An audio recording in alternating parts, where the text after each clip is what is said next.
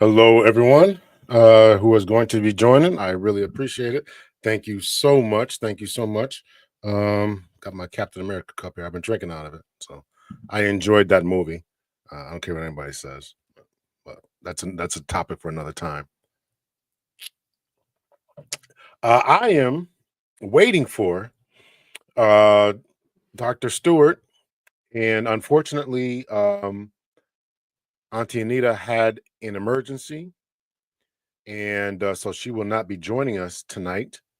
But hopefully, Dr. Stewart and I will still have a productive conversation. Um, I'm waiting for her to join in thus far. If not, if she can't join us, I don't know why she wouldn't, but if she cannot join us, then I have a video by Anita, Auntie Anita, that I wanted to review. So let me say hello to some peoples.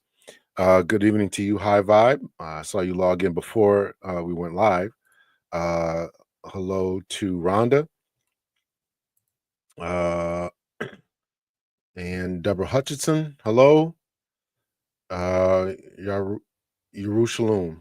Yerushalayim. I hope I'm saying your name right. I say it all the time, but Yerushalayim. Hello to you. Hello to HJ. Yeah, Doctor. Excuse me.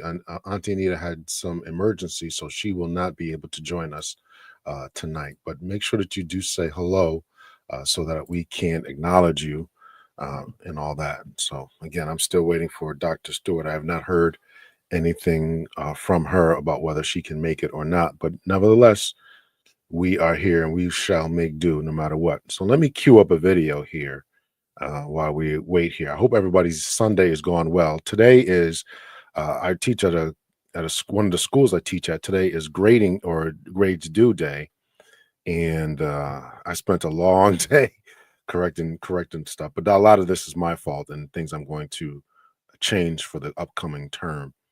But I hope everybody's day or Sunday went well.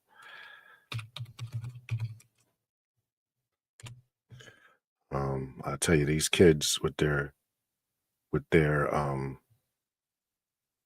their stuff here is absolutely nuts here. Their schooling, education has changed so much. Education has changed so much. I know we don't talk about politics here on this channel, but did anyone here see the Donald Trump? What's the guy's name? What's the president of Ukraine? Zelensky. Did anybody see that interaction? um, because that was just absolutely nuts. Hello to you, Blue Sapphire. Hello to Gail. Yes, please hit the like button. I certainly would appreciate it. Yerushalayim, thank you so much for letting me know I'm saying your name right. So I am going to queue up a video while we wait for Dr. Stewart. This is a video that um, I watched today, and I wanted to talk to Auntie Anita about it. So hopefully, maybe do a review with her about her show, about the show that she did. Let's see if I can find it here.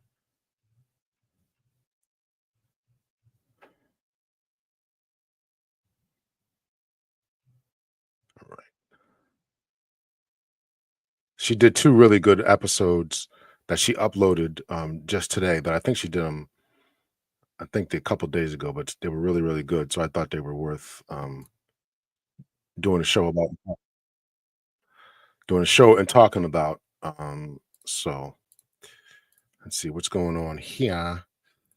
Putin is loving the Trump Zelensky feud. Yeah, that was nuts. Yes, it was absolute mess. It was absolute mess. Uh, hey everyone. Yeah, he got thrown out of the White House. Yeah, I would probably would have thrown him out too. Right? These conversations should be had behind closed doors. You have them out in front of the public like this. Get out of get out of here. So yeah. Good evening to you, Miles. Um, so I don't know where Dr. Stewart is. I'm checking my emails now to make sure to see if there is some kind of delay or something. So I said 7:30 p.m. Eastern Standard Time. And there was no emails from her. saying that she could not. Okay, hold on a second here. She's requesting a link. Copy. She should be joining us in a second here.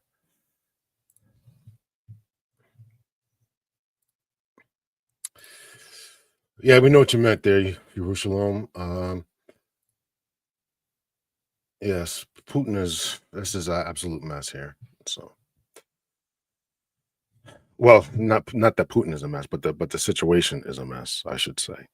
So I just sent Dr. Stewart. I sent her assistant the link before, so maybe her assistant did not send her the link, but I just sent it to her just now, so she should be joining us momentarily here.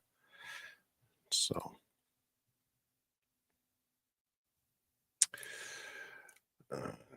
Gerald Walk, 68. Hello to you.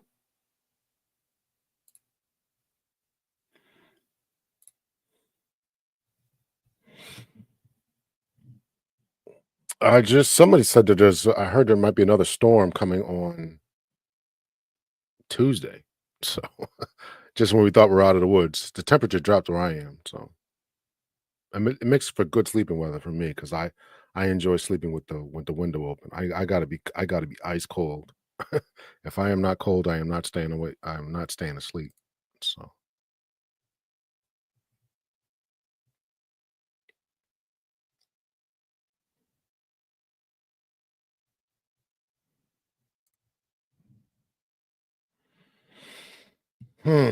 I do apologize for this.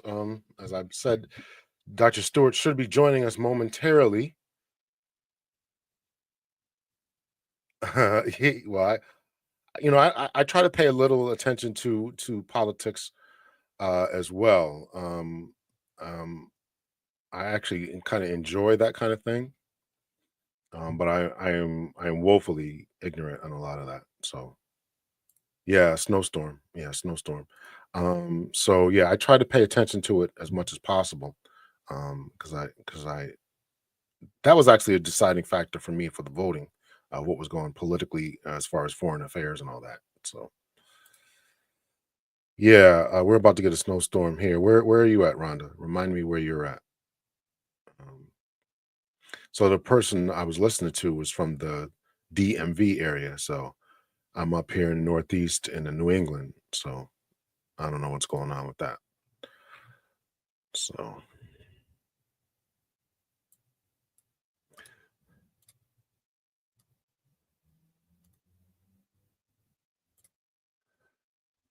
I'm in Dallas, thunderstorms.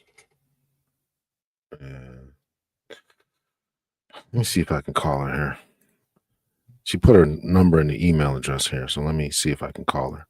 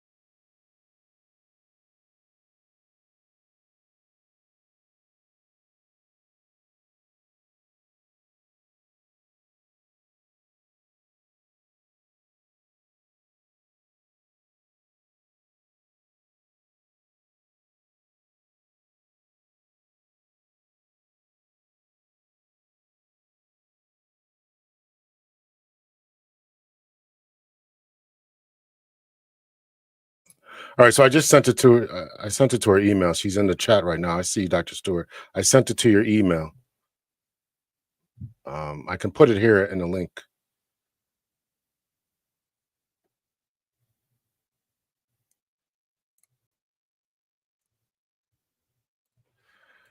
This is for Dr. Stewart. Nobody else come up. So I'm not going to allow anybody up. Yeah. Or we should try to get Miles to talk about something. We should try to get Miles to talk about something politically. Yeah. Pop some corn while we wait.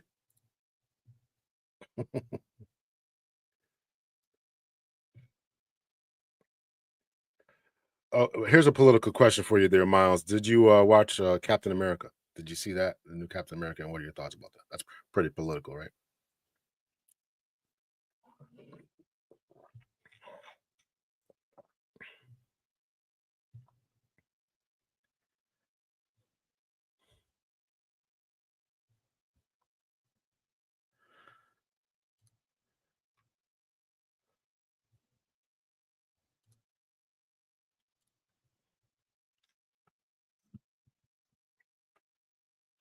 I do apologize for the wait, as I mentioned. Oh, here's Dr. Stewart. Here.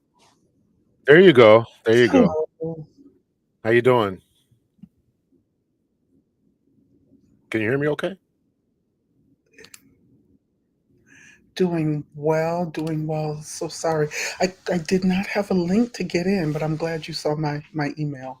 I saw your email and I sent it to your assistant, Tatiana. Okay, she didn't. Okay, all right. I'll have to double check with her because I Oh, she's wasn't I able to mean, I don't reach want to get her. anybody in trouble, but it's there. Okay, I It's wasn't there. able to reach her this evening. Okay. All right.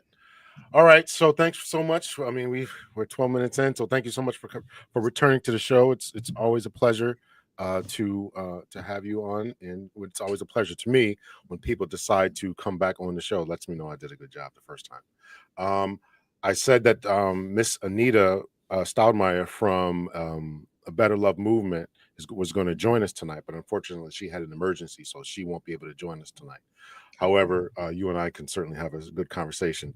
There was a lot of questions that she wanted to ask you, and I was going to kind of facilitate that, but I'll do the best I can, with all that. So, for those who are first time viewers, would you mind telling us a little bit about yourself, if you would? Sure. I'm Dianne Stewart. I'm a professor of religion and African American studies at Emory University. And I'm on this show in particular because I wrote a book, Black Women, Black Love America's War on African American Marriage. And I wrote the book because I had created a course called Black Love. And there was a section on romance, romantic love and coupling and marriage. And as I did research for that section, I became increasingly alarmed about what I was finding. And I just found that most of the conversations in the public domain weren't addressing the problem systemically or structurally. And I felt the need for a book that I couldn't find. I couldn't find a book that took that on from, the period of slavery to the present. And so that's why I wrote it. And that's what kind of got me into Black love and marriage studies. Even though in my other life I do things that are very different. I work on, African heritage religions, Black religious traditions. I mean, that's my real academic life. But I enjoy working on this topic, and I'm actually going to be I'm going to be writing a follow up book. I've been doing research for it because I think there is still need to say more about this subject. So yeah, so it's a pleasure to be with your audience again. Yeah, well, they you've gotten some good praise here. Shalom says she loved Oh, you on your previous visit. Sapphire says welcome back. oh, Jayla's looking forward to the discussion. So you received a lot of love and a lot of praise. Um, so I gave you a lot of praise for the book, and I don't know if I would consider myself part of the manosphere. I can't remember if we talked about that or not. The we manosphere just that briefly, yeah. Yeah. So I certainly follow them. I don't know if I would put myself in that camp. Mm, Um it's probably a bad word now anyway. FBI is watching Manosphere and all kind of crazy stuff like that. So yeah, there's a whole big mess about it. mm, But in that particular space, there's a lot of talk about and this is what I really want to dig into tonight, about the things that happen in particular to Black men. mm, And mm, I appreciated at least two times that I can remember you really delved into in the book you dove into what happened to black men, the emasculation, chaos. I'm not letting anybody up, so I'm not letting anybody. I see you trying to get in here, chaos. This is the link was just for Dr. Stewart. Um, you dove into what happened to us during slavery and then post civil rights, I should say, and that's really what I wanted to dig into as far as you know. One of the biggest things, and you can certainly speak to this, is that a lot of women who are more successful today are saying one of the biggest reasons that they're not married is because they can't find a suitable mate. And if we Hmm. look at what has happened to black men, that may be part of the reason. So I really wanted to dig into when you talk about the civil rights aspect of black women getting married, can you elaborate on the civil rights aspect of it, what happened to men post civil rights and all that? Absolutely. So marriage is a civil right. We don't often think about it that way when we're in interpersonal conversations, but it is a regulated right by this government, which is why we have to take blood tests and why we have to sign documents and get these marriages registered civilly with the government. So it is a civil right. It's a civil right that African Americans had to be granted in 1866.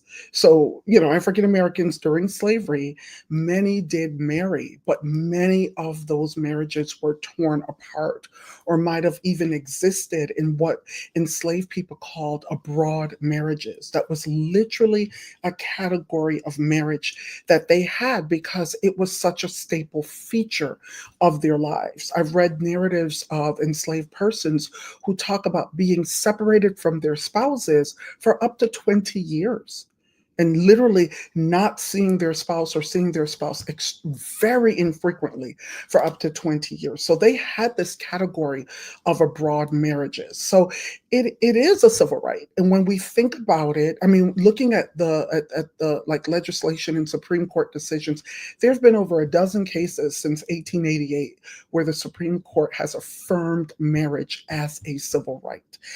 And when I took that view of it, because when you think about it, we have been very clear about other civil rights as Black people in this country.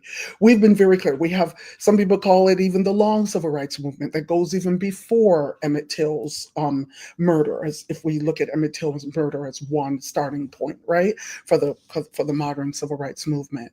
So we've been very clear about our civil rights as Black people, but we haven't looked at marriage and family life under that same lens. And that's one of the things I try to get my readers to do, is to acknowledge that this is a civil rights issue too. And so, whatever civil rights agenda we have, we need to incorporate the fact that structures and systems that have kind of been heritage, been part of the DNA of America, have not just ill impacted Black people in other dimensions of their lives, they've also negatively impacted our opportunities to find quality love, to partner, to marry. And so that is absolutely the foundation for the book, right? Is to do that. And so one of the ways that I see it showing up, it's really interesting. So the state operates as a patriarch. The state is extremely patriarchal. What I mean by the state is the government, the United States, right? The government itself. And it operates with a perspective, a particular ideological lens on what a normative, correct, God ordained marriage and family is. And so, oh, there's Tatiana. There's Tatiana. I'm Tatiana, I am on with Dr. L. I'll talk to you later. Bye bye. Okay. All I hear her saying is, oh my God. Okay. All right. She's always great. So I'll give her this pass. The fact Well, that she's tell her I said I just don't get a pass. She okay. get a pass from you, but not from me. Yeah, because we talked earlier, and then she said, "Okay, I'll send you the link when I get it." But anyway, so what we see from the end of the Civil War all the way through the present time is that the government expected Black men to be patriarchs, to take to establish themselves as providers for their entire household, but yet what basically cut all kinds of opportunities for Black men to be able to do that on a regular basis. And so that is that it came up so prominently in my research. I had to talk about it. I had to deal with it. I mean, this is happening on multiple levels. It's the wider culture that also sustained this idea that marriage is a patriarchal, God ordained institution. And everyone has their right place and role in terms of their gender, and in terms of what it means to run a proper household. Yet this society has not really created spaces for Black men to be patriarchs. Now, I mean, I have my own issue with that formulation, but I'm not even going to talk about that right now. Right? I have my own issues with that, Dr. L, but that's not what I'm talking about right now. What we see, for example, is definitely a denial of all Black people of rights for reparations for decades upon decades, for 2.5 centuries of labor that Black folks could not control and reap benefits for.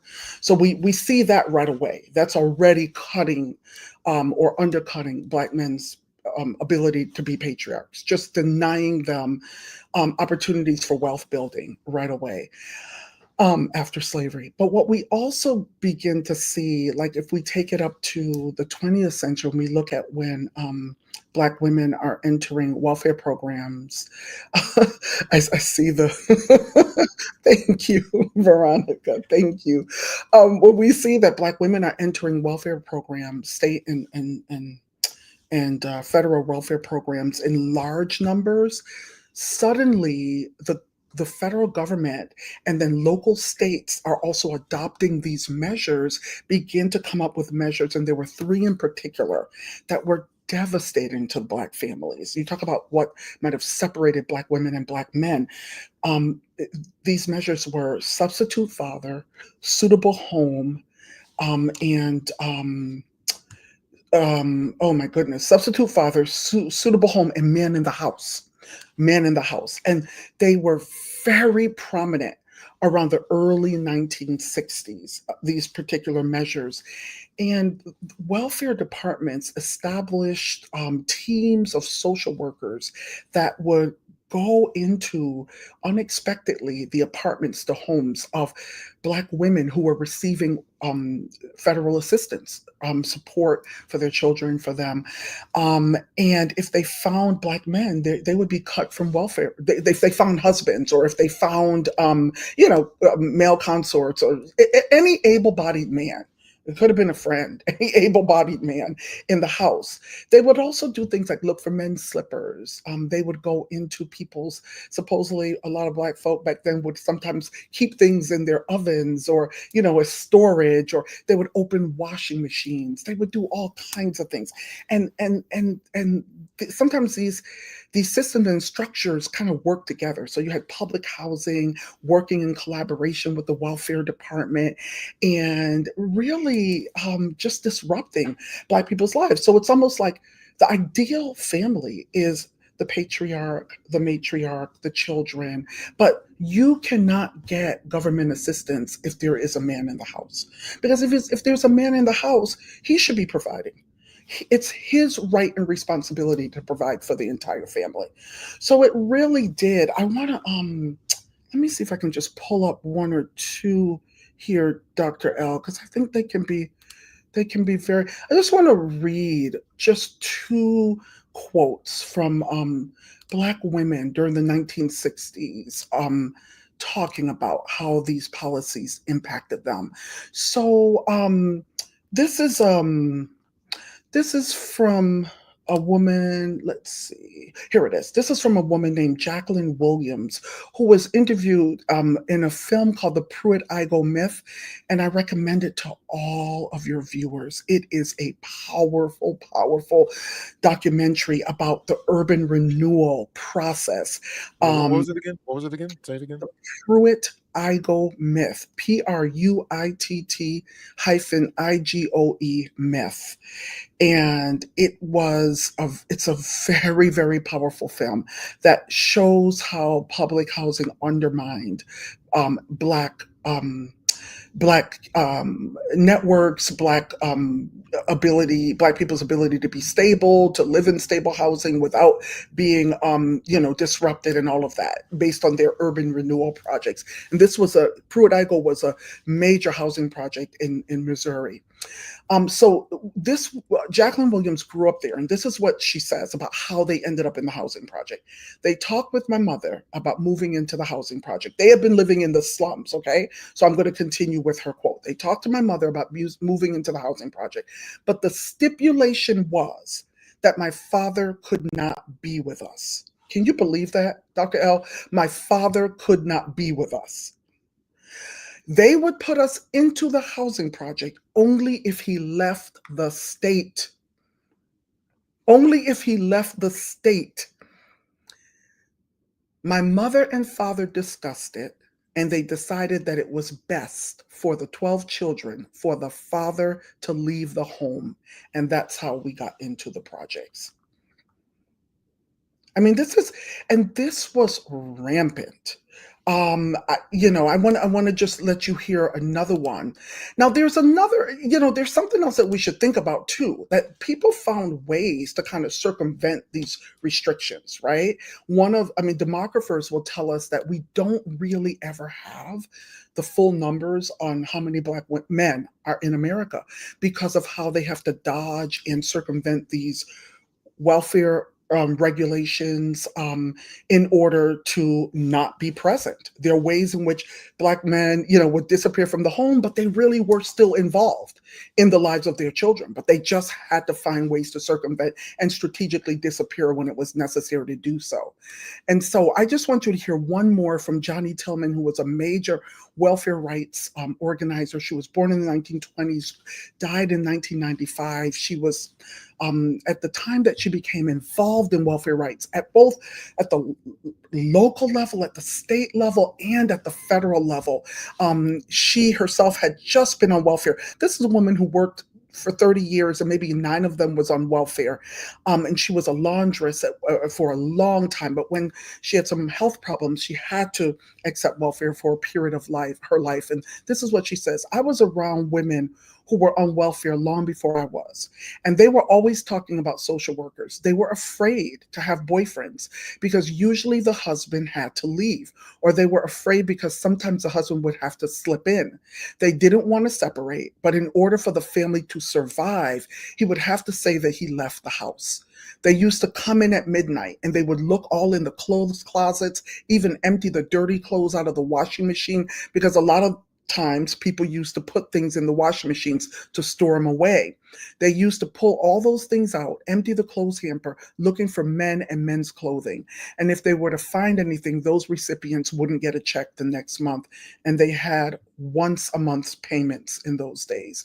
So it's been, it's been a real factor, supposedly helping poor black women and children. Of course, there's no help for black men because, you should just be able to find money and do this, but also breaking up families as a result of that. And even today, the way TANF and those kinds of public assistance programs work, Black mothers are suing the fathers, who are usually Black men. It's not just, they go and sign some papers and explain that they need public assistance. They have to sue the fathers for the money, because the government, whenever the fathers work, and I'm not saying that fathers shouldn't take care of their children, that's not what I'm saying, but whenever the fathers work, then the government is taking money back from their paycheck to account for the funds that they have sent to the women. A lot of these Black men are extremely poor, have not had a lot of opportunities, might be low skilled, have to face discrimination in the workplace. And so this is how the state runs. You should have what you need to be a patriarch and provide fully for your families. So these welfare policies, housing policies, we think about some of the policies that Bill Clinton even launched around housing and incarcerated persons not being able to live in public housing during the mid to late 1990s. That was devastating for certain people. So that also would put, a wedge between Black men, leaving the prison system and trying to reintegrate with families and things like that. So it's been one thing after another, but it's quite prominent. Black women who are in Section 8 housing can't have male partners in the home with them. Like, you think you have someone that you're developing a relationship, you want to live together, that will help you save money, both of you kind of putting it together. They can't do that. Because once a male partner is present, he should be the patriarch who should have everything you and any children will need. That's how the state. There's no sympathy for Black men. So There's no sympathy for poor, unskilled Black men. None. so they don't take into consideration if the man is working at all, or how much he's working, or how much he's making if he is working. Then she shouldn't be on public assistance, right? Exactly. Then she shouldn't be on public assistance. That's the whole point. He should be able to take care of her, live within the means of what he makes. Gotcha. Um, did they do the same thing? There's a few questions that came in. Did they do the same thing for white families, as far as coming at midnight, looking at wash machines and things along those lines? I have never read anything like that. In fact, what I've read is that certainly I think Native American women and Hispanic women also suffered from these circumstances, these restrictions. I have never read anything along that line. In fact, what I've read is that in states where there are higher percentages of Black women, they get the lowest welfare payments.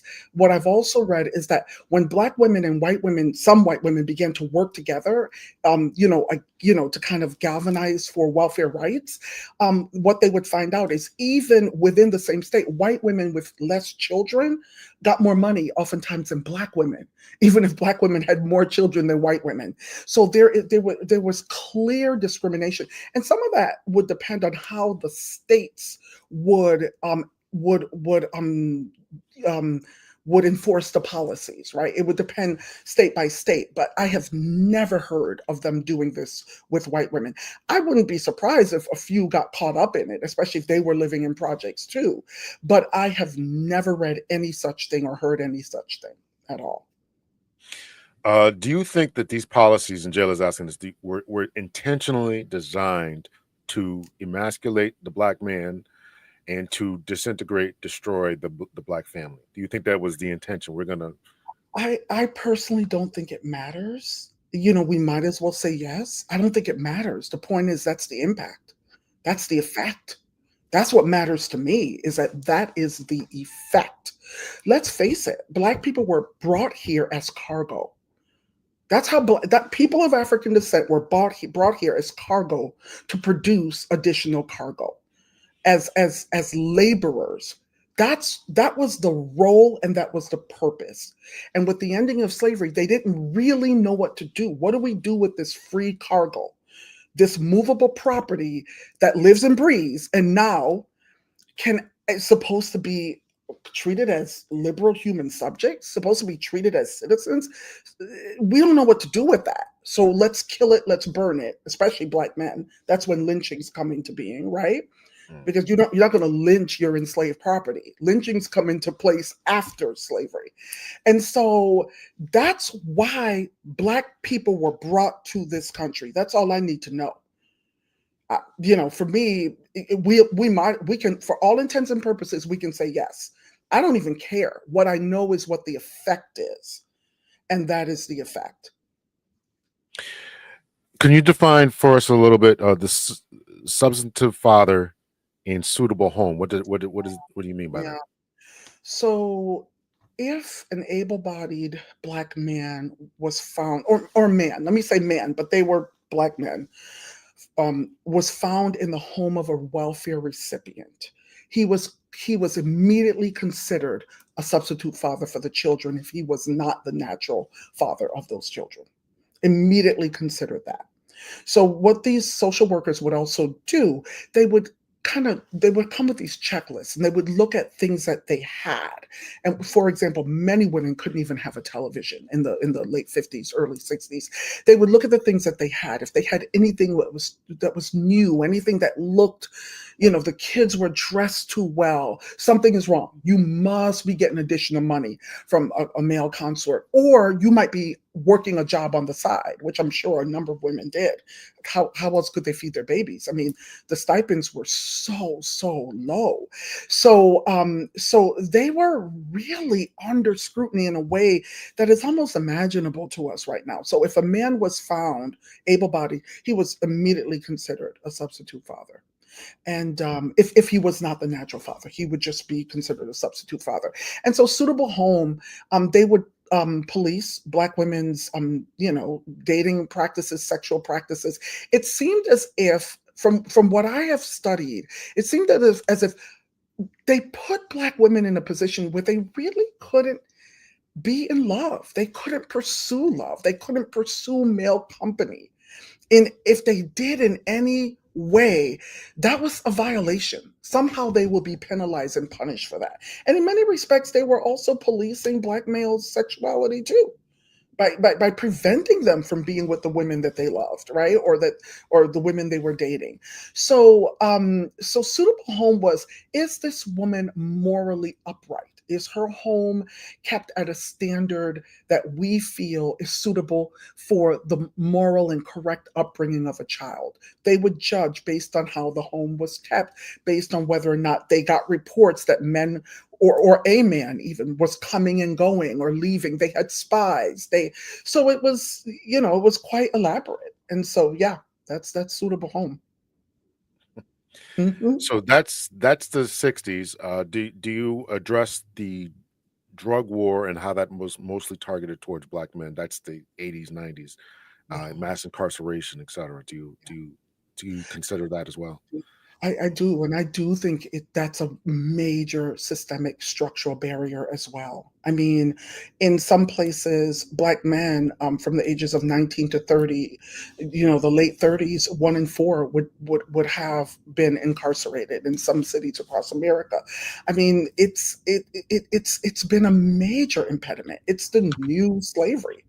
And of course we know about the unequal kinds of prosecutions of white men with certain kinds of forms of cocaine versus crack cocaine, powder versus crack, and the disparate sentencing that most Black men got relative to white men if they were arrested and charged and prosecuted. I definitely take up all of that. And all of that meant removing Black men from, in many cases, partners that they loved, children that they fathered, parents and siblings that they loved, removing them and putting them in, the most inhumane incarceration systems that we can think of. So, absolutely, I consider that a major systemic barrier to Black love, marriage, and partnership for sure. Mm, very good. And you've done vastly more research than I have about this concerning black men. Um, when they had a child out of wedlock, um, they would have their license taken away, thrown in prison at times, where the black women oftentimes got some type of stipend from the government plus education, and this helped to bolster a lot of black women going becoming more suitable, going up higher, where black men have then become lower. Can you talk about that a little bit? Yeah, Black men who were found to be in violation in arrears in terms of child support payments, absolutely. They could, I mean, I think I tell the story of a Black man who was trying to go to another state where he would be able to get a job, but he couldn't even go because they had confiscated. The state had confiscated his license so that he couldn't even get to the next place. So that's exactly right. So oftentimes when people talk about welfare as like free money, first of all, think about someone like Johnny Tillman. She had worked so long, from sharecropping in Alabama to the laundressing in California, and then there was a time when she needed to support from the state. She had paid into the tax system for a very long time. So she wasn't getting free money. So this kind of, stereotype that all Black women on welfare are somehow grifters and they're just getting free money. They're not, but there's another reason that they're not getting free money. The state is tracking these men down and garnishing their wages. They are not just giving away money; they are recovering that money through the fathers of of the women's children. Don't get me wrong, Dr. L. I don't want anybody to misunderstand me. I think Black men should care for their children and even financially. So I am not saying that they shouldn't, but I just want people to remember that it's not that the state is giving them free money. One, some of them might have already paid into the system themselves. And two, they are trying to recover that money anyway and as often as they can. And so, and it becomes, it's so sad because the way the women have to register for state support, they have to sue the fathers of their children. And some people actually kind of try to try to work with that system in a way that even falsifies what's really happening in the relationship. Sometimes it is that men are very willing to be supportive of their children, but they have to falsify and act like the woman doesn't have support so she can get some government support in addition to what the father of the child or children might want to give. Do you know what I mean? So it might be, this perception that Black men don't want to support their children or won't support their children. Some people are trying to figure out what's the best way because they just don't have the funds to really do everything that they need to do for their children. So we talked about kind of the foundation as to what I would call this animosity that's going on, and we would be remiss not to admit or not to acknowledge that there has been studies showing that men, in particular Black men, are extremely involved in their children's lives. So That's we should definitely address that. So these stereotypes and all this, we need to make sure that right. we address that. If you I've wanted been to say. paying attention to it too, Dr. L. I always teach the literature on that. There was a fabulous 2013 study from the CDC that showed that Black men have noticeably higher levels of involvement with their children than Latino men and white men. And that includes things like eating meals with their children, bathing their children, taking their children to, school or whatever events, in their lives that they need to they are much more involved than we would ever think, and then the stereotype about Black men would reveal. So I think that is so important. And I would say to your listeners, just pay attention to that. I see it all the time. Hmm. I see it. I was just watching a Black man taking his daughter into like a dance class or something like that the other day. And I was just like, it's all around us, but we've been trained not to see it, not to Hmm. recognize it. That's well said. It's all around us, but we've been trained not to see it. Um, in 2025, that as I said, we kind of laid the foundation as this animosity. 2025, what do you think is some of the impediments between men and women, Black men and Black women in particular, to them getting together, getting married, and all that? What do you think some of the impediments are? I think lack of wealth. I think that's a huge one. That's a huge one. And I consider that to be a structural one because it begins with 10 generations of Black wealth being stolen. And, I'm not a person who can get over it. No one would ask anyone else to get over it. No one asked Native Americans to get over it. No one asked Japanese people to get over it. No one asked any other group, Jews, to get over it. No one asks anybody else to get over it. 10 generations of stolen wealth. So I think the lack of wealth is a major impediment. I also think, and I'm going to say it this way, and I know this is the thing that's going to make me most unpopular, but I also think our adherence, our almost veneration for rigid patriarchal gender norms and roles is an impediment. I will just say it that way. I think that is an impediment. I think a lot of I just have to say it. I think here I am doing it, but I think a lot of the vitriol that we see in social media, where because I think some of the purveyors of advice, maybe relationship advice, are looking for sensational kinds of topics and those kinds of things. I think that also adds to it. I think there are very disturbing and negative conversations going on in social media that play up divisiveness between black men and black women that actually that actually build on stereotypes that I think are very harmful, Mhm. very harmful to us. So I think that that is an impediment as well. I think also, I'm just going to say it. I just don't think we read enough. I just don't think we read enough as a people. I mean, African descendants had a 5% literacy rate when we came out of slavery. I mean, a good number of us can read now. I mean, and read well, but we don't read. And what I mean by that is expert literature. Mm. We're carrying a lot of trauma. We're carrying a lot of uncertainty and precarity. And there are resources to help us, but we don't often seek them out. We don't often, sometimes we take an attitude that religion will answer everything. Mm. And I think we need to be a little bit more strategic than that. Some of the issues that we need to deal with have to deal with mental health issues, have to deal with the financial savvy, have to deal with what it means to try to build wealth even after everything has been stolen from us.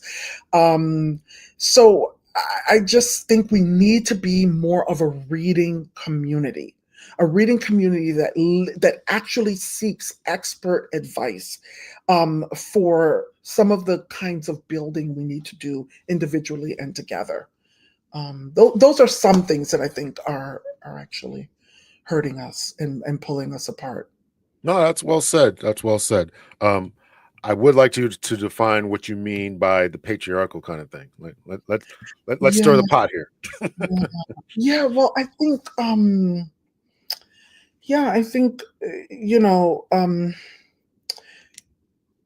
coming out of slavery, we were, the Freedmen's Bureau, this government through the Freedmen's Bureau, missionary societies, and that included some black ones too. It wasn't just white ones.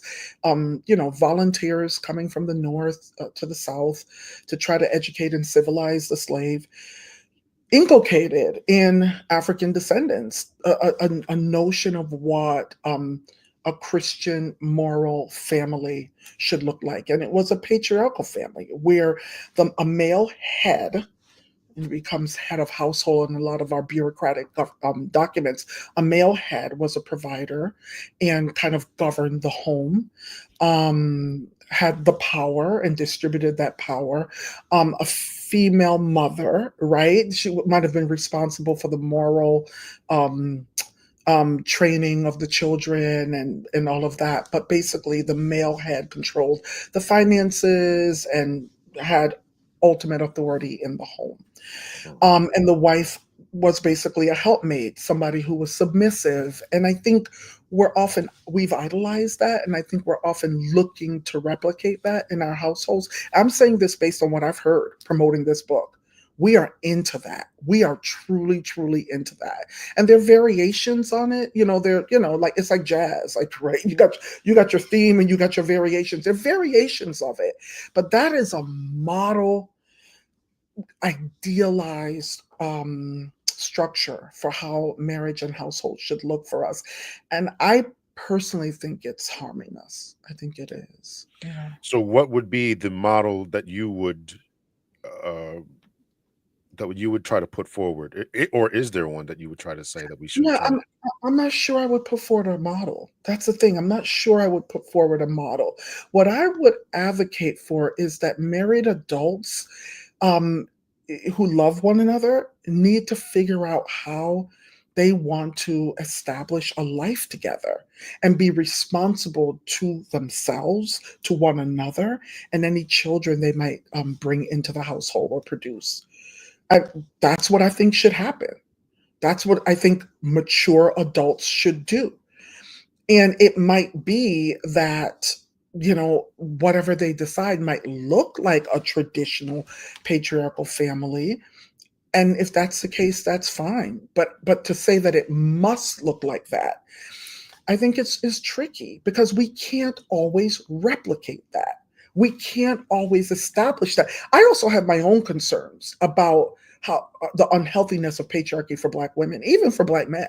I also have my own concerns about that, about the loss of autonomy, the loss of power, the loss. I do. I have some serious concerns about that. As if Black women are junior human beings or women are junior human beings who somehow can't stand on their own 2 feet and be partners in a relationship, but have to be subordinates within a patriarchal household. So I have my own concerns about that period. But I think the lack of flexibility about how people should decide, individual couples should decide that it's best for them to establish a relationship and a home that they will both care for. I just think it's unhealthy. It's unhealthy. We're waiting for these male patriarchs who can do everything, and they're not appearing. Okay, I gotcha. Is it that they're not appearing? And we've talked about, and I definitely want to have a we probably can't do it tonight. Definitely want to have a conversation about, digging deeper into the patriarchal thing. But if we are, if we're looking for these men who are not appearing, we're both acknowledging that they're not appearing because we've been sabotaged. Yeah, So but if they can we, appear, Dr. L. They can appear to be partners and not patriarchs. Is all I'm saying. Even if they were to appear, I don't understand why the patriarchal model has to be some idealized model. and so I you're saying, don't understand that. so the patriarchal model to you is what you defined as far as the I think it's Friedman's. oppressive to women. I think it's oppressive to women, period. First of all, I think it's just oppressive to women, That period. they I'll just say that that. they can't. I got you. I hear Yeah, you. yeah. That they That I have to have a head over me. Why? That makes no sense to me. I don't even understand that logic. A head over me? Why? Why can't we both be adults who are responsible for the home that we create together? What's wrong with that? That sounds kind of beautiful to me. Shared partnership. Okay, I got you. I mean, so a lot of women are looking for protectors, providers, or do you disagree with that statement that they're looking for someone Oh, to I think protect? a lot are. I think a lot are. Yeah, but there are ways that women also protect and provide for men. Oh, We've been I agree doing with it. that. There are Yeah, I ways agree. that we do it. So I think we can both play those roles for one another. I don't see Okay, anything wrong with that. okay. I don't see anything wrong with that. But I kind of want a man to be more than just that. I want some other things from a man. I want some other Okay. things. I think personally, I think people who can embody the characteristics of what has been traditionally defined as masculine and what has traditionally been defined as feminine are the most attractive people who can embody both sides of that, Mm. whether they're men or women. Okay. Now I And, wish I and had Miss Anita here because I yeah, think she would I disagree with do. that. I think that can be. Oh well, yeah. We would just have to disagree because, yeah, because that's me. I find that very attractive, Right, whether they're right. men or women, and Yeah. and more and more holistic as well. I got you. I Yeah. got you. I mean, this is your opinion. I mean, this is Yeah. how you think. And then I don't, it's glorious love. I'm gonna try to go through some of these comments here. How are you for time here? I don't want to be I respectful. have a little bit more time. All right. Glorious love says, can you define a suitable man? What would that look like to you? That's hard to me because I think when you're talking about two people, um, coming together to, to establish a relationship, those are two individuals, and what could be suitable for one person might not be suitable for another. But I would expect that a certain degree of emotional intelligence and self-awareness, and having enough pro-social affective characteristics um, to be attentive to another, to be able to love, are just some foundational things that would need to be there, that would need to be suitable. Does that make sense? That for me, those are some foundational things. So, I'm not going to talk about anything like how much money he has financial. I'm not going to talk about anything like that because, you know, you can you can be poor and still be a wonderful person in love with another person. Right? You don't Money does not make you love. Money does not give you the ability to love. It absolutely does not. I mean, a lot of our people, our people in our families have been poor and loved and Yeah. raised children and did all those things. So I'm not going to, give all these criteria about, those kinds of things. I think individuals will have to know what works for them or what they would need to have happen for them with regard to that. But I would say someone who's clearly emotionally intelligent and self-aware, and able to communicate, and listen, and has those affective qualities for giving love and receiving love would be crucial as a starting point. So this goes to mass gaining guy. This sounds like a weightlifter here, bodybuilder.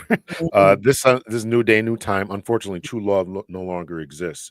Before, in it was thought of that the marriage was the most important, that the covenant was most important. We're trying to get out of poverty.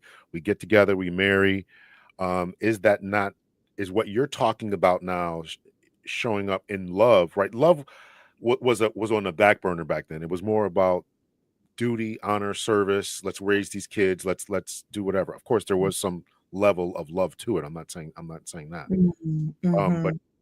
today, you're saying now that it depends on how people show up, but now it's about love, communication, effective or emotional intelligence, et cetera, et cetera. Um, can these two really kind of coexist? And if we're falling in love with people, are we falling out of love with people, and therefore our divorce rates are higher because we're looking for some type of Disney type of princess love rather than being committed to the marriage and relationship? Yeah, no, that might be true. I mean, I think there are definitely different stages of love, and the neurochemistry of the brain in love tells us that. You know what I mean? So there is that kind of dopamine phase of just, oh, it's like being on a roller coaster ride. You're just thrilled. You're just thrilled. But that's not love. Love has memory. Like it's long.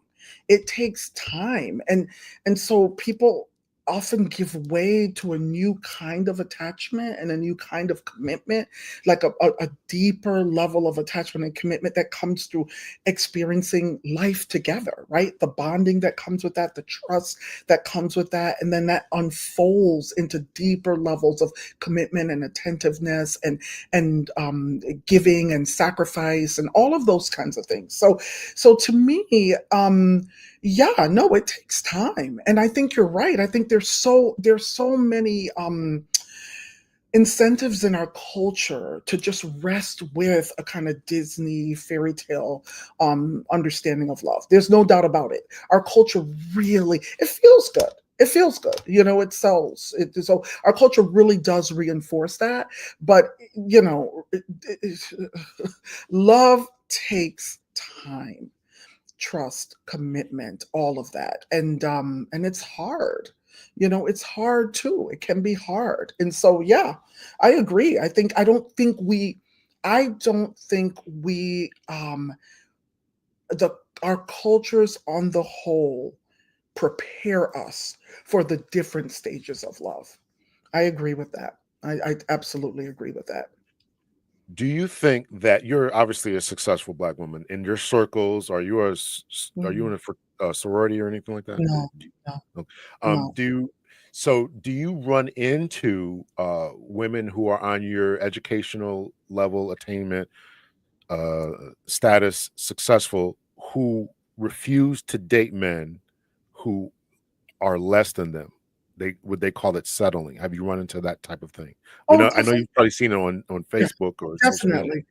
Okay. Definitely, and let me say this: if in a number of cases, it's because they have, right, and you know what happens. We experience something, and it doesn't go well. It might even be quite painful, and then we say, well, never again, right? Or if or we do it three, four, five times, and then we're just convinced that no, I can't do it, right? So a lot of women who say they won't, some of them have tried and it just has not worked for them. It's not that from day one they were like, oh, I just would never. Um, but yes, I do come across that there are women who are just like, no, I'm not going to settle. And it doesn't mean that they all want frivolous things, but a number of them want to be partnered with men that will understand them. There's also a concern that I've heard this. There's also a concern that if their male partners, are not experiencing a deep desire, a deep degree, I should say, of say professional fulfillment, and satisfaction, that is going to be disruptive to the marriage. There's a concern of male partners feeling subordinate to or feeling inferior to them because of their degree of success if they don't have their own degree of success. So I've heard a lot of concern for that as well. I Th- remember even a younger woman, one of my students said, I want my husband to make more money than I do. And it's not because I care, but it's because I know he will care. And I was like, that's interesting. She says, I know he will care. And that's the only reason I want him to. So it's but is that the best? complicated. Is that the vestiges of patriarchy, patriarchal thinking in our culture? Would you say? Definitely. Absolutely. Absolutely. That's one of the ways I think it harms us. Mm. Yeah. Because it is true. A lot of men will want to. I couldn't tell her that's not true. Right? A lot of I think a lot of women would want that because they want to look up to their men. I think it's both. I think it's both. There's some women who Oh say, yeah, no, I think you're right. A lot of women express that. mm, Absolutely. okay. Absolutely. Hmm. Going back to we're going back a little bit here. Was the father required to prove his out-of-state residence, or do they just accept no signs of his presence in the home? I'm curious if men were incarcerated if they were out of the state. Yeah, that I don't know. I'm not sure about that. I have not read anything that suggested that. I would I have the impression that they visited the homes regularly, and if they were convinced that the father had truly left or the father was not involved, living off of the mother, or benefiting from the state provided resources, that they would be okay. But that's something I need to look into, because I haven't read anything that suggested that they needed to prove it. Mm, very Yeah. good. I'm trying to find some comments here. Um,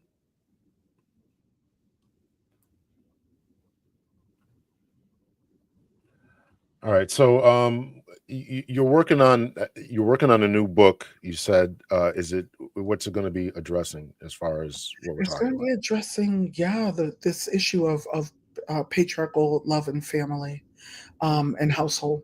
It's actually called Household Codes, but I don't have a subtitle for it yet. But it's really going to be looking at all of the ways that I think our rigid attachment to gender roles and love and family and marriage might need to be revisited, and why I would argue for that. So Going to be looking at religion too, looking at some of the scriptures that a lot of us have typically resorted to kind of justify. that way of thinking and trying to take a deeper look at the scriptures in context, to understand a little bit more of what was going on during those times that they. Yeah, I'm anxious to read that, and I know again, I'm no anthropologist by any stretch of the imagination or anything like that, but I have read. I read a book one time. It was by a psychologist.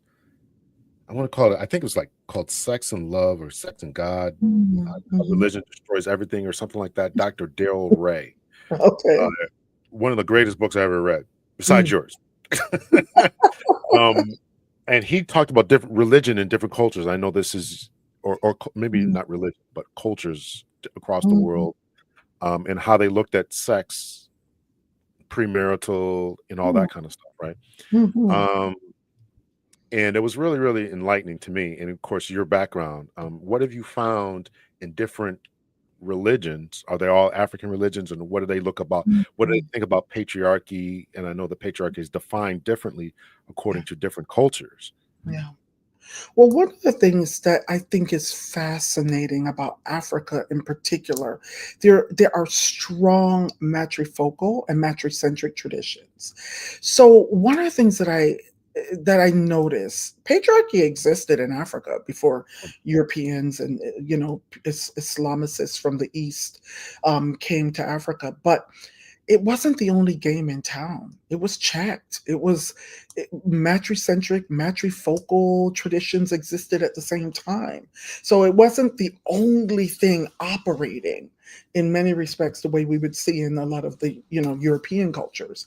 So I find that in itself kind of fascinating, and I think things get a little a little very, how would I put it, very um, complex after the coming of Christianity and colonialism to places like Africa and all over the world, become very, very complex. We begin to see values emerging that look very similar to Western values and Western ways of being. But if you look deeply in the different cultures, you can still see those old structures still operative, that are matricentric, matrifocal. And But so, yeah. even those matrocentric and matrofocal still had touches of patriarchy where they were still the men were still quote unquote men making part of the decision making process, if not completely making the decision process, leading government, instituted in war, and things along those lines. Not only. No, not necessarily. I mean, there were different societies, different institutions Sure. where mothers or maybe the daughters of a clan would make all the decisions. Not necessarily. you Okay. know, they weren't always necessarily involved in everything and all the decision making that was going on. So it really depended. I mean, and gender was a lot more flexible and fluid in a lot of these cultures too. I mean, I think people were making. I heard like a lot of different responses from certain Black folks to that film that Viola Davis was a part of, about the Dahomean women warriors. So, Yeah, the you know, woman king or something. Yeah. yeah, Woman King or something like that. That's an example. I mean, it's a movie, so it's not historical. There are a lot of aspects of it that are just not going to align with history. But the fact is, I mean, a lot of these things happened in lineages. So if they were hunters, sometimes the women would hunt too. If they were, if the lineage performed a certain occupation, they didn't necessarily divide it by gender. So it really depends. And I think we see just a lot more different models than just a strict patriarchal model that we see in the Western um, context. So the Western context, can it go away? And there's a question here by Ghost Illmatic.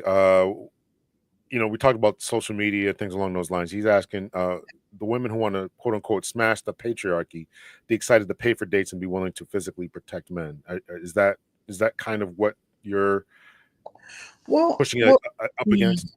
Yeah, I mean, I don't see anything wrong with paying for dates. Who cares? Like, what's the issue?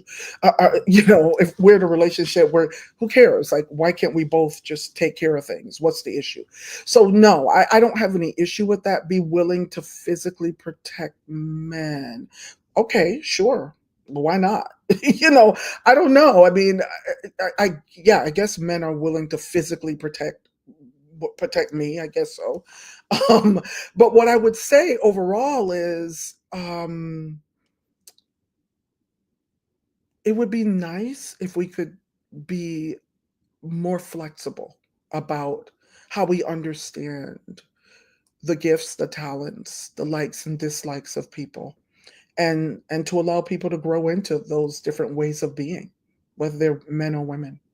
That's how I feel. I feel very strongly about that. I think we would see more fulfillment in relationships. We would see more fulfillment in the labors that people involve themselves in. So yeah, I just ask for Mm. more openness. Hmm. What structural I probably kind of asked this before, but I'll try to rephrase it here again.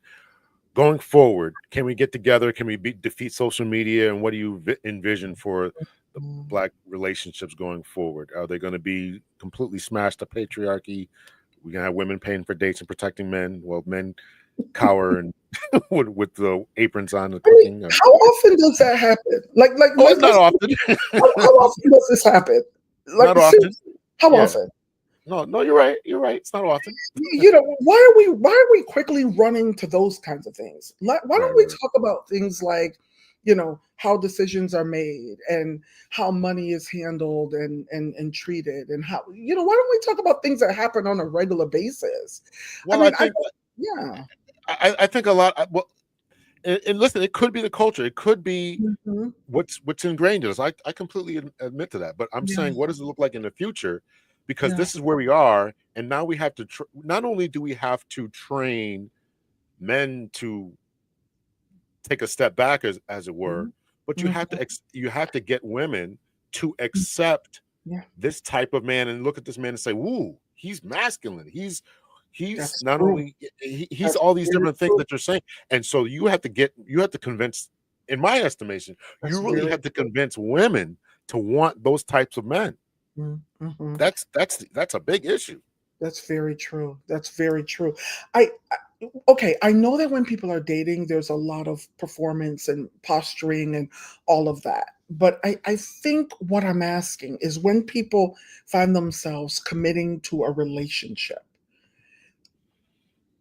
how helpful is it to impose these predefined roles onto people in the context where they trust one another, they love one another, they're committed to one another? And what if they can't fulfill those roles, but they can do other things? That's really what I'm asking. What is wrong with being just a little bit more flexible about who we can be as pro-social human beings to one another? Why do we have to insist on these prescribed gender roles? Some would say it's part of biology, that these are Yeah. things that women have naturally looked for. Mhm. Forget our advanced technological age that we're living in. Yeah.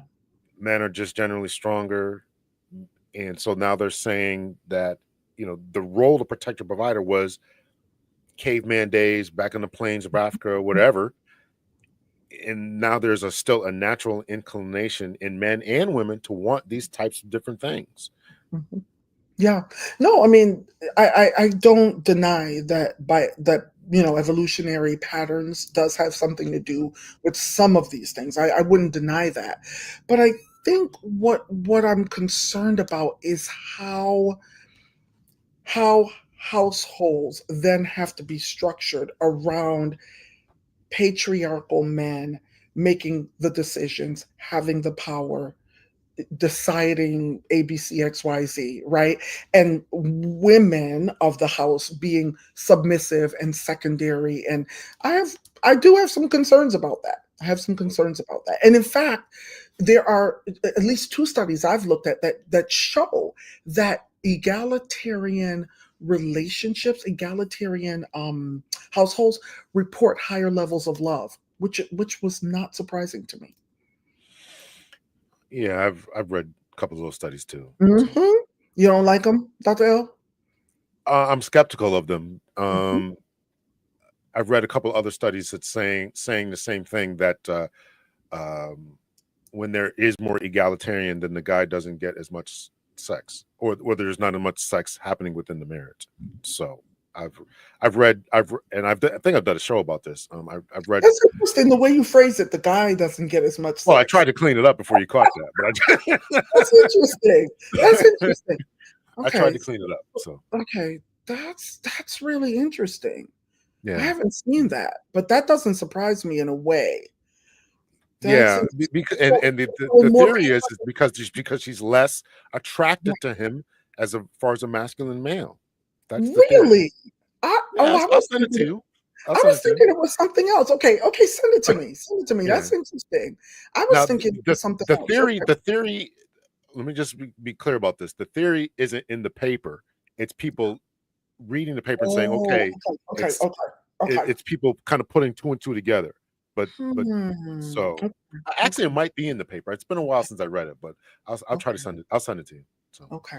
All right. but I've read the other studies that you said too. That I want to Mhm. be fair. I try to be fair about Yeah. this.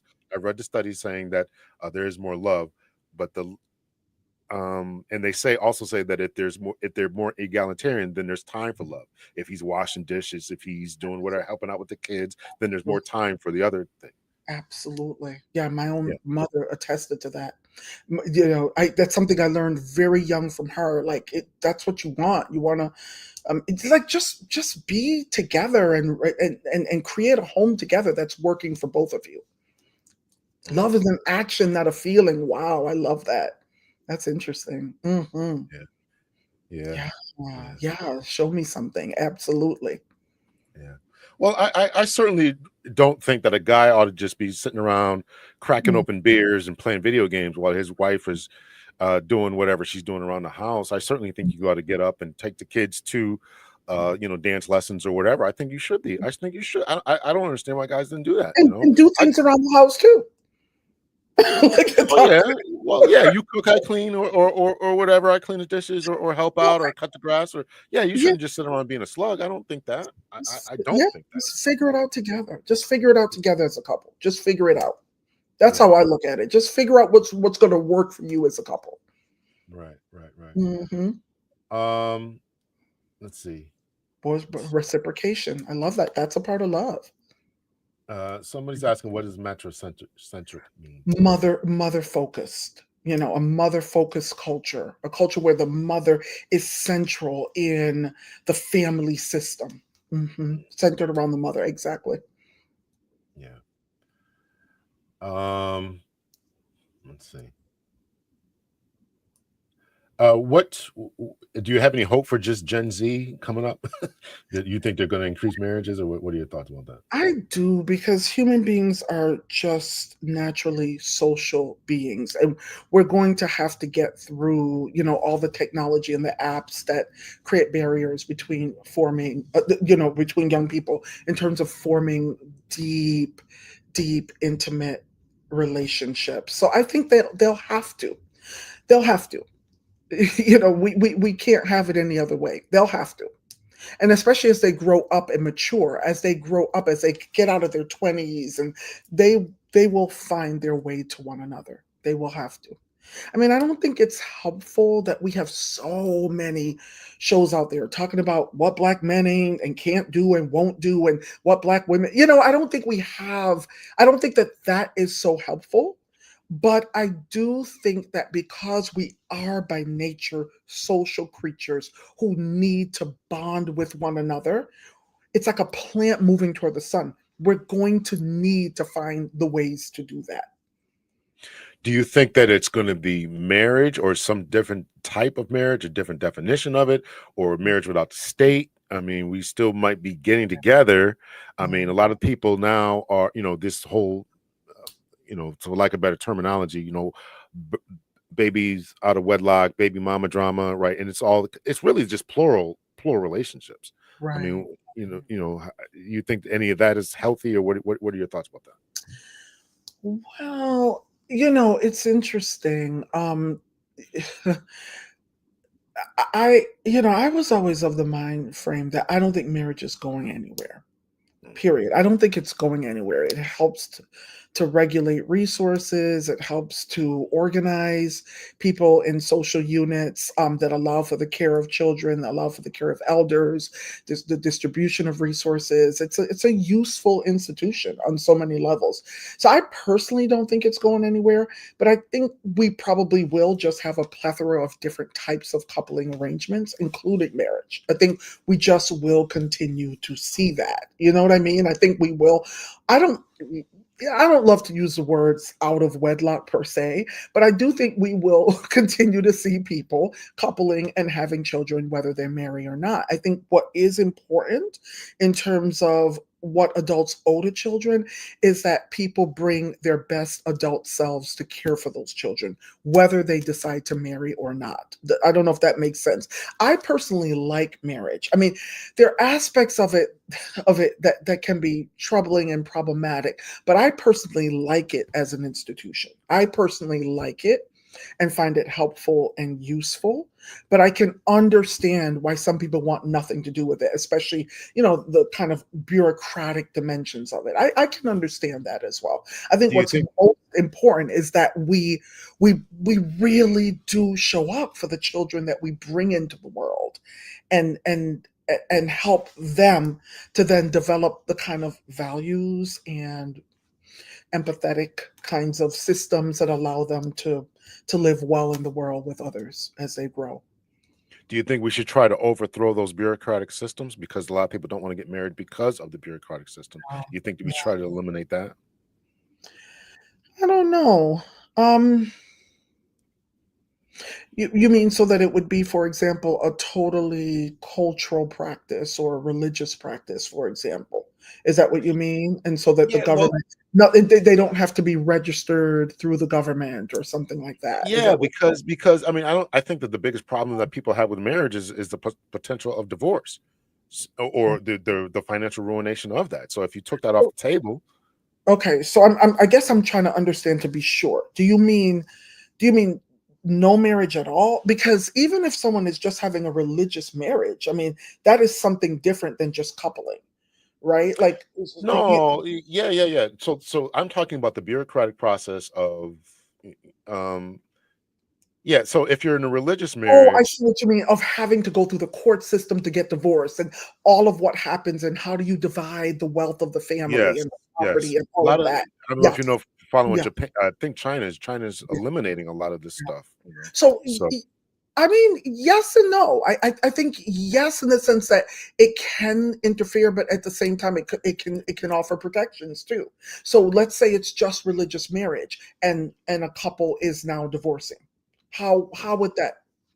What would happen? yeah, What yeah, norms would that's the be issue. placed? Yeah, that's the issue. I agree with you. How That's how would children be protected in that situation? right, right. It's tricky. It is tricky. It's tough. It's tough. I don't know that there is but all of that would have to be established religiously then. Do you know what I mean? Through whatever religious institution or Mm, cultural practice, how would all of these issues be decided in the divorce, so to speak? mm. You know? I got you. I got you. I Yeah. agree with you. Prior to, and if I say something incorrect, please enlighten me. Prior to 1960s, black people Yeah. were the most married statistically. Post 1960s, I'm not sure, but we were married in much higher numbers. Some of the stats that I've seen show others married at higher numbers, but we were married in much higher numbers than we were post 1960. I can okay, tell you that 30% drop, post 1960. is what we talked about at the very beginning of this, the structural issues, um, so the civil rights, sex being put into civil rights, women getting jobs, moving up the corporate ladder, et cetera, et cetera. Has that caused the decline in marriage in your eyes and the rise in divorces? I don't know that you're saying women being kind of pushed up the corporate ladder. That's very recent, by the way. That would be Right, right. Yeah. very recent. That ain't happened in the 60s, 70s, 80s, or 90s. That's more 2000s, if anything. But So, they entered the workforce oh no, more. they definitely entered the work. Oh, you're asking about women entering the workforce. Is that Yes. contributing to people not being Yes. married. I Yes. don't know. I don't know that any studies that I've read have said that in Mhm. particular, but I see it more in terms of some of these structural issues that continue to repeat themselves generation after generation. And I also think just our lack of wealth, lack of having resources. People don't want to marry when they don't have resources to marry and to take care of families. And we're seeing those patterns even in the broader American society. A lot of people are marrying later in general because they just don't have the resources that they believe they need to sustain a marriage. I like that you said that they believe that they need, right? They can get we Yeah, can get married and just yeah. they don't want to figure it out anymore. They want Right. to. Well, there's that too. Yep, there's that too. I mean, I remember like my sister telling me if you're waiting for the right time to have a child, you'll never have one.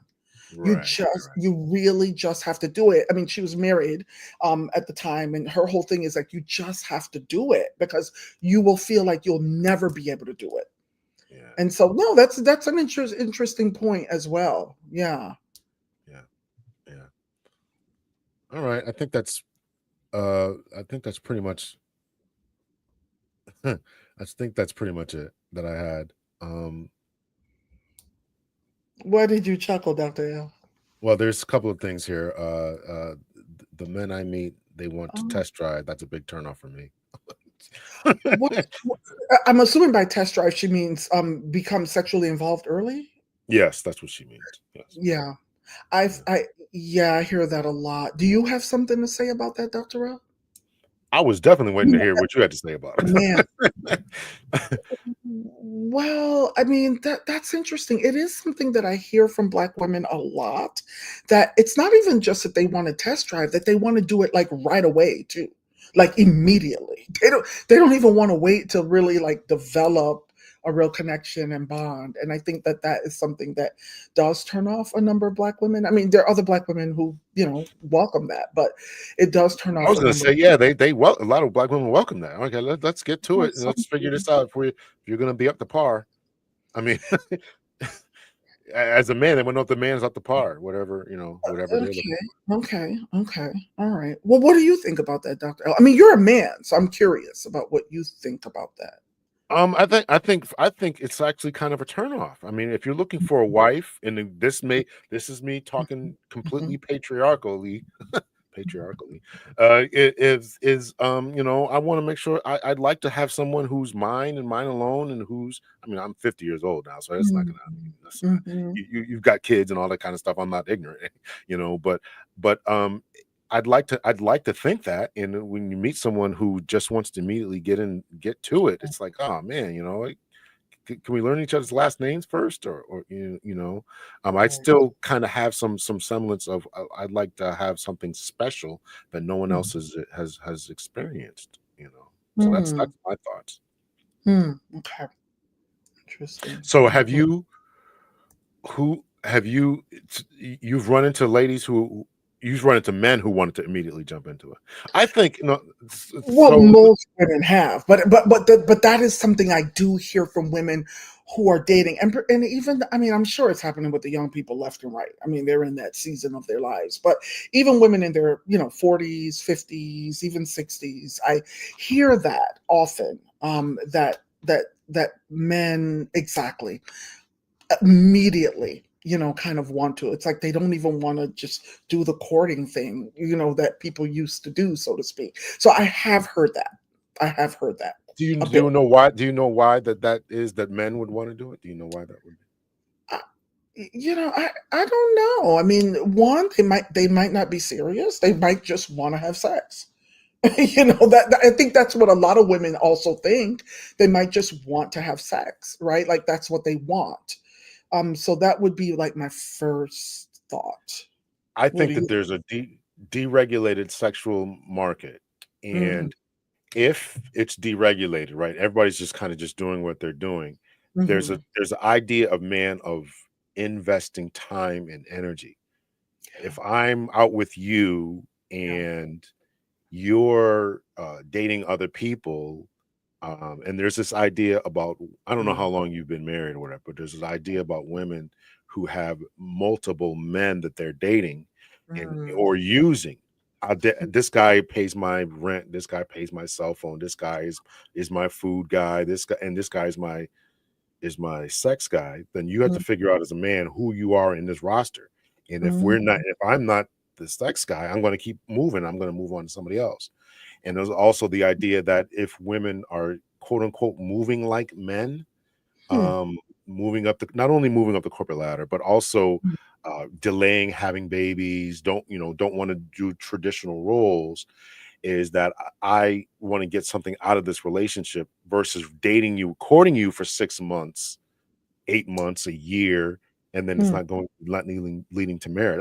I think all of this is kind of mm, problematic. I think it's all problematic, and I also think I asked you a question about the marriage. mm. I also think this is why people don't want to get married anymore. It's like Yeah. why buy the cow when I get the milk for free? Yeah, but marriage is a lot more than sex, though. Oh, I agree with that. You I know agree what I with mean? that. Yeah, yeah. Marriage is a lot more than sex. You get a lot more from marriage. You get companionship. You get somebody to be there to have your back. You get somebody to love and give love to. You get somebody to bond with through thick and thin. I mean, marriage is a lot more than just sex. You know what I mean? Like, and men who are married, they know that.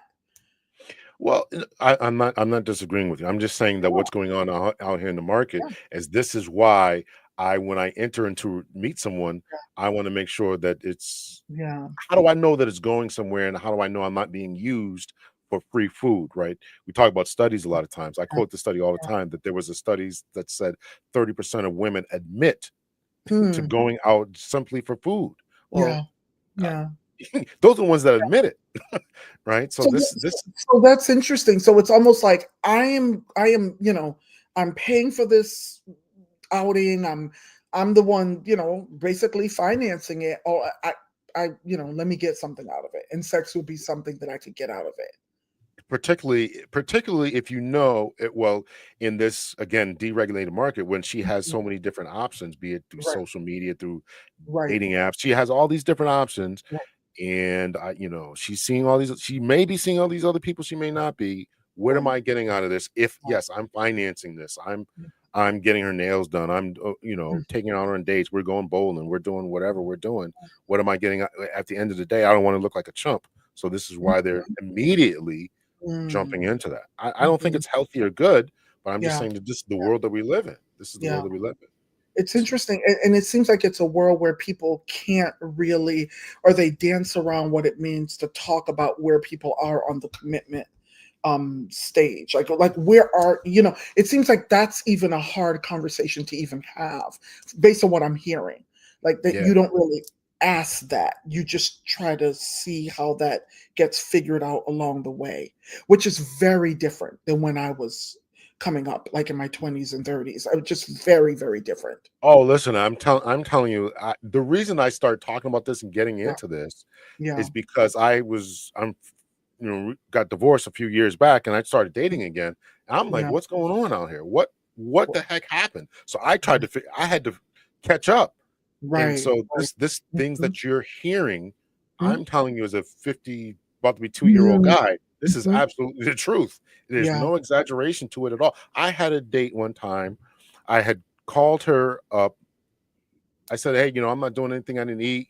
What are you doing?" And she's like, "Oh, I'm not doing anything. So let's go grab something to eat." Went to Buffalo Wild Wings, and she's telling me on the date. Well, mm, again, it was an impromptu date that um, I have a friends with benefits. She told me mm, this. I mm. mean, so you think that I'm going to pay for a date when I know that you have somebody else you can call? I'm not going to get any that night. I don't mean to be to speak. I don't mean to put it like that, but I'm not going to have any relations tonight Right, right, because I right, got I got to get to know you. I got to put time and effort in. But this right, guy doesn't have to do any of this, and he can right, just call him up. Why right. would so to answer the question of why men are moving the way that they are, because Yeah. it's exactly situations like that.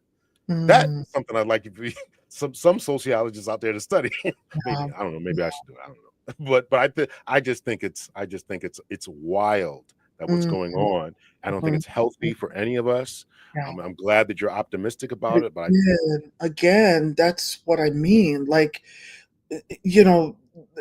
how healthy is it that And I know some women are going to be really that the man must pay for the date, must. I mean, I tell my nieces, don't ever let a man pay for everything for you. Don't. He can pay for some things.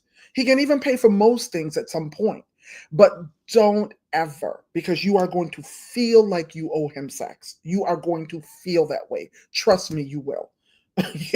You're going to feel that way. So I mean, again, think about this. You're saying that they're acting this way, they're operating this way because they're also watching how they're financing this.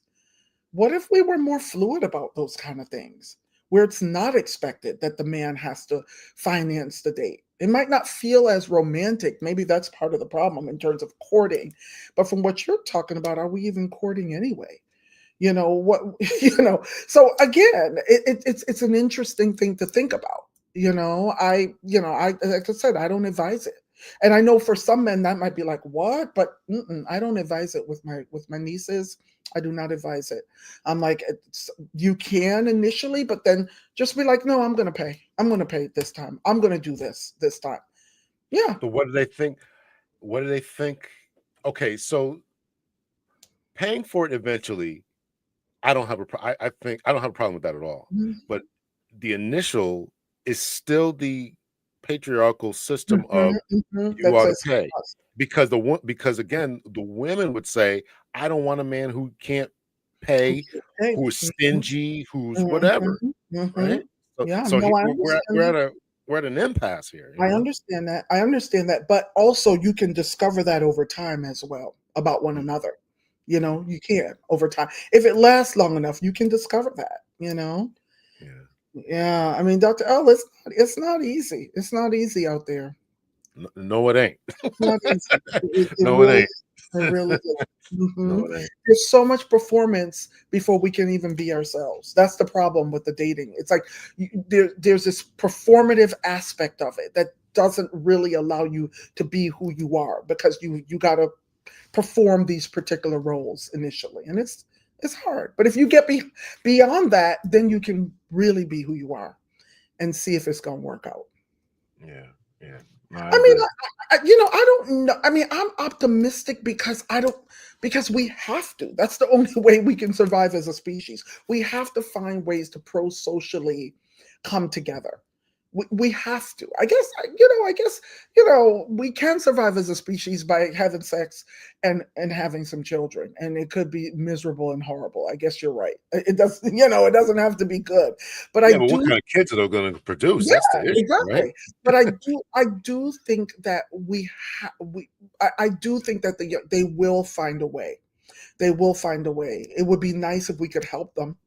It would be nice if we could help them out, but they will find a way. Mm, Wait, just very good. is what over social media and too much technology. That's true. That's true. But I don't know that it will remain that way. I don't know. I mean, it might, but I think crisis can give leeway to other ways of organizing ourselves again. What are your thoughts about uh dating Mm. outside, particularly for Black women who are doing well, can't find men on their level, whatever that would be, suitable, whatever that would mean for them, and then dating outside of their race? What are your thoughts about that? And then we'll end off with that I'm, question. I say, look, if you can find love someplace else, I am, I'm supportive of you. I don't. I mean, we are social creatures. We why would anybody who desires to be partnered with somebody and feels that's something they would be open to, why should they deny themselves the opportunity to meet um men of who are not black? I mean, I would be the last person to raise any question about it. I mean, ultimately, it is a very personal thing, right? It is a very personal thing. So we probably shouldn't be raising questions about whomever anyone says. This is a person I love. This is a person that I'm committed to, right? Why should we be passing judgment on anything like that, right? Um, Unless there's this kind of somebody with a minor or something like that, right? But yeah, I mean, it's going to happen. You know, it's we saw it with Kamala Harris. You know, it's going to happen. Black Serena Williams. You know, it's going to happen. And if Black women are finding love outside of the race, I'm happy for you. I'm happy Very, for you. I mean, you know, they deserve love. very good. Thank you so much. I really appreciate this conversation. It was great as usual. I know you got to. When do you anticipate the follow up book coming I'm out? thinking early 2027. Early 2027 is what I'm hoping. But I will be really working through some of those biblical passages that I think we need to tackle and don't get me wrong. I'm not saying that people can't be patriarchal if that's what they want. I'm just asking us to be a lot more flexible about how we envision possibilities for adult men and women to create lives together and homes together. That's really what I'm asking. Very good. Mhm. I appreciate it. I'm sorry that Anita, and I hope everything is well with her. Uh, Yeah. so she had an emergency. I'm sorry that she couldn't be here tonight, but I'd like to have you back on if you're still my friend Of after this conversation. course. Oh no, I mean you're wonderful. I mean, of course, no worries at all. All right. Well, chew out Tatiana for me, so in a nice way. So She'll be fine. She'll be I um, can tell by her response that she knew she messed up, you it's all know, good. but It's all she'll good. be So, fine. Yeah. all right. Well, I got your email now, so that's good. So I won't spam it though. But all right.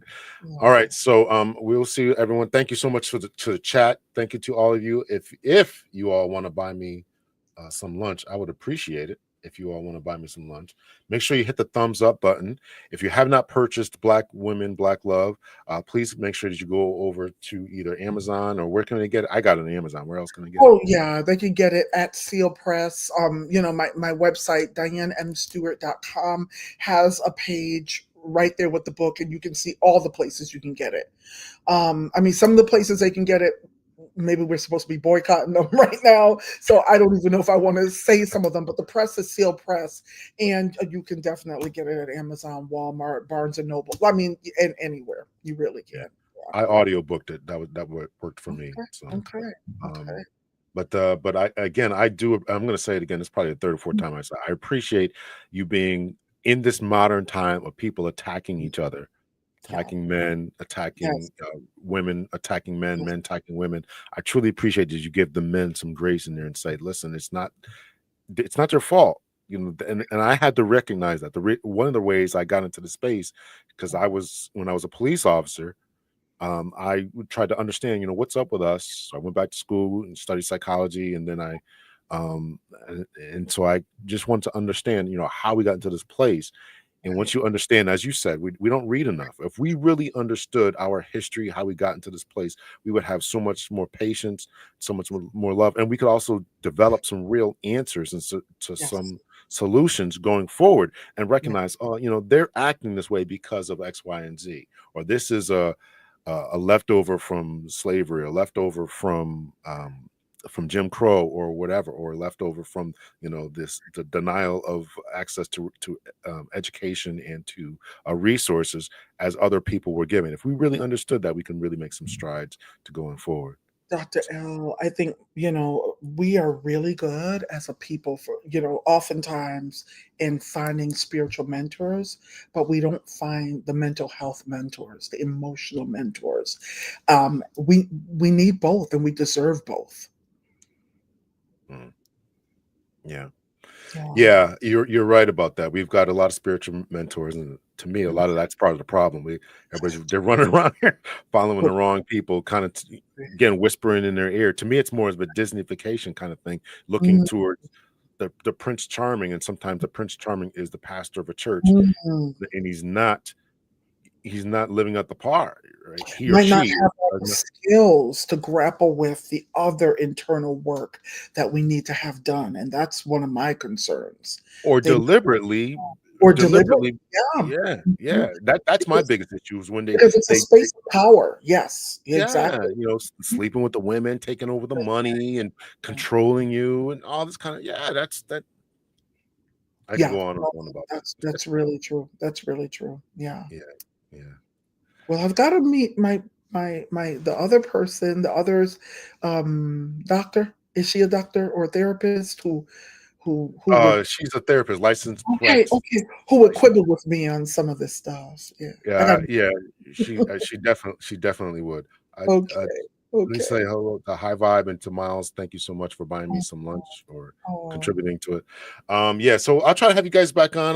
Hopefully she's good, but she did want to ask you some questions. okay, But we'll get to it another time. So, okay. All right. all right. So everyone, hit the Thank thumbs you. up. Thank you so much. Thank you so much, Dr. Stewart, for coming on Of again. Appreciate course. it. You guys have a great and awesome night. Thank you to you, Miles, and to everyone else who's going to buy me lunch, and to High Vibe. Thank you so much. And we'll see you guys. Take care. Okay.